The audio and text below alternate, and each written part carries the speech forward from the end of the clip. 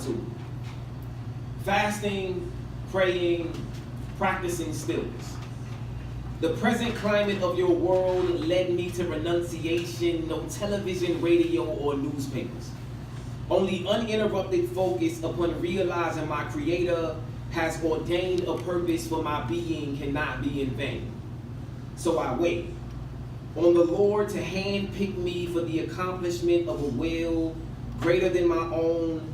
Vain attempts to live outside the box where many of my kindred rest, in a huddled misery even now, as I approach the unknown. Inner eye on the prize, the dream, the light of awakening to the fire, shot up in my bones. I'm rising toward heaven, feels like I'm flying for a second, then warmth bleeds over me.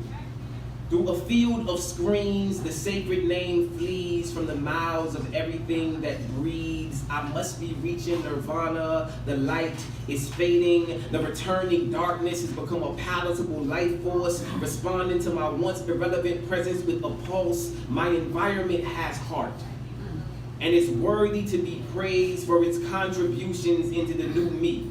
I am chosen, have been given enough power to rewrite the course of history. I am aimed at a future, moving your world closer to the unity I am, now resident in the temple of King, on a balcony in the city of eternal beauty, following his majesty into paradise somewhere.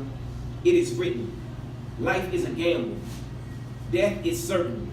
Memories of your gamble play back once the curtain closes, the spotlight dims. None know what they will leave to remembrance. I remember him, smiling, not at me, but in my direction.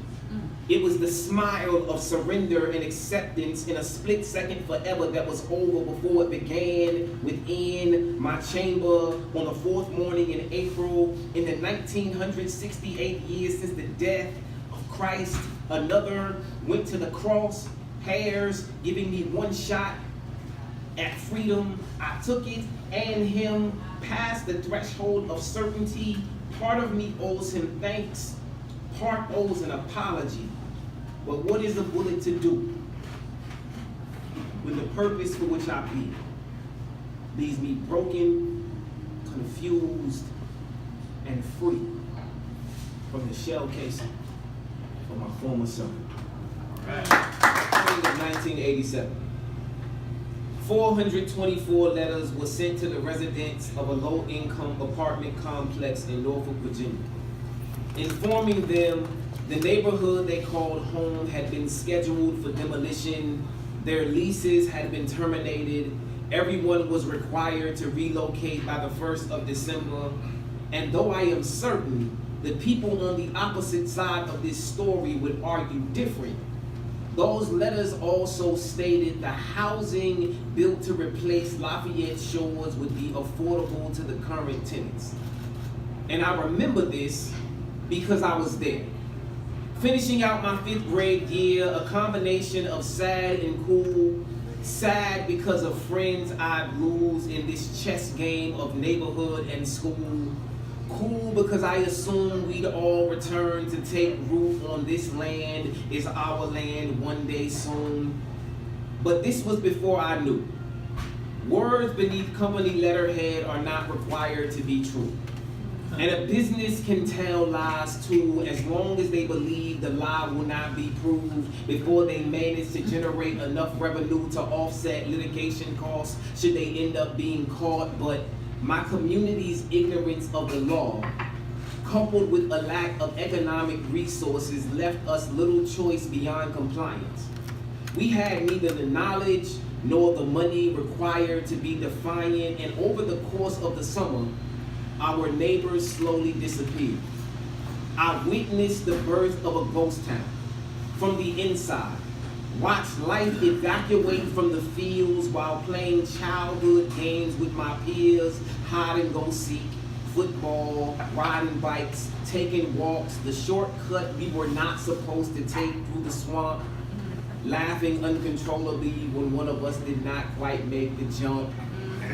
eating honeysuckle en route to the park. Now, don't get me wrong, Lafayette Shores was not all dreamy.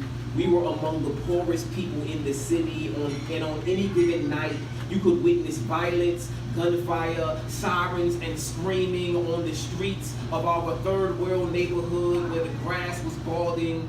Children went barefoot on summertime pavement. Lead content in water pipes and paint chips was far more dangerous than any flying bullet. Houses made of poison make no noises when opening fire on immune systems. But Lafayette Shores was still full of healthy experiences to strengthen my level of tolerance, even with dealing with absolute nonsense. In August of that year, we moved to the other side of town. But every time I had a reason to be nearby, I was anxious to see what had become of the space where I had come from. But the months had become years, and the years had become a decade, and the fields where I once played became $500,000 homes surrounded by a 12-foot brick wall. Just like that, the dreams I had of returning to Lafayette Shores were gone. But looking back, I realized that that was the developer's plan all along, and in truth, my dream was based upon a lie told to me about a home that was never really mine.